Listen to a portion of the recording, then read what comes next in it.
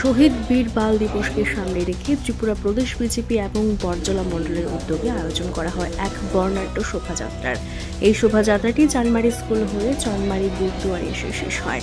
উপস্থিত ছিলেন বরজলা এলাকার প্রাক্তন বিধায়ক ডক্টর দিলীপ দাস ও মহিলা মোর্চার সভানেত্রী মিমি মজুমদার এবং বরজলা মণ্ডল সভাপতি রাজীব সাহা সহ আরও অন্যান্য। আমরা বীর বাল দিবস পালন করছি।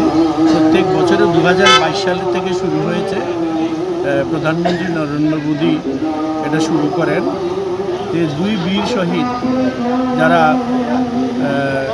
গুরু গোবিন্দ সিং দশম গুরু পুত্র এবং ছোট চার ভাইদের মধ্যে যে ফতেহ সিং এবং জোরওয়ার সিং, এরা দুজন ছিল 7 বছর আর 9 বছর।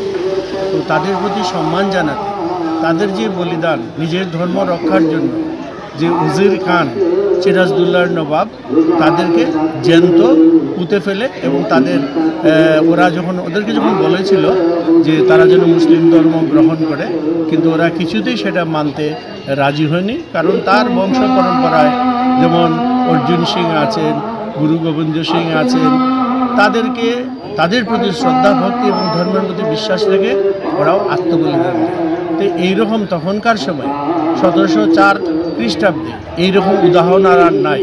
তো এইগুলো এত বছর ধরে এই শিখদের যে সাহস, শৌর্য, বীর্য এবং তাদের ধর্মের প্রতি যে আস্থা, সেটাকে সম্মান দিতে, বিশেষ করে দুটো বালকের এবং আমাদের রাষ্ট্রের মধ্যে এই দেশপ্রেম এবং ধর্মের প্রতি, নিজের ধর্মের প্রতি যে ভালোবাসা, সেটাকে সজাগ রাখতে, ছোট বাচ্চারা যাতে উদ্বুদ্ধ হয়, সেই জন্য প্রধানমন্ত্রী এই 2022 সালে এই জিনিসটা পালন করার জন্য করেছেন। এবং আমরা কালকেও দেখেছি 17 জন বীর বালককে প্রধানমন্ত্রী পুরস্কার দিয়েছে এবং উৎসাহিত করেছে। তো সেটা বজায় রাখতে এই উৎসবের আয়োজন আমরা গত বছরও আমরা করেছি। এবং আমাদের এখানে চানমারিতে যে গুরুদ্বারা আছে তাদের সাথে কথাবার্তা বলে আমরা এই আয়োজনটা করি। কারণ ধারে কাছে কিন্তু কোথাও আর গুরুদ্বার নেই এবং ওরা অনেকটাই আয়োজন করে থাকেন।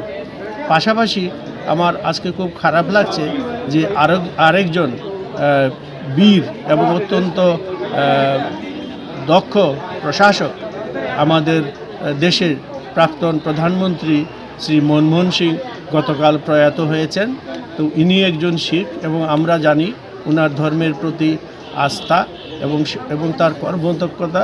তো সেই সাথে আমরা ওনার এই যে দেহত্যাগের জন্য আমরা শোক পালন করছি। এবং এই অনুষ্ঠান শেষ হওয়ার পরে এখানকার কর্তৃপক্ষের সাথে, গুরুদ্বারের কর্তৃপক্ষের সাথে আলাপ হয়েছে।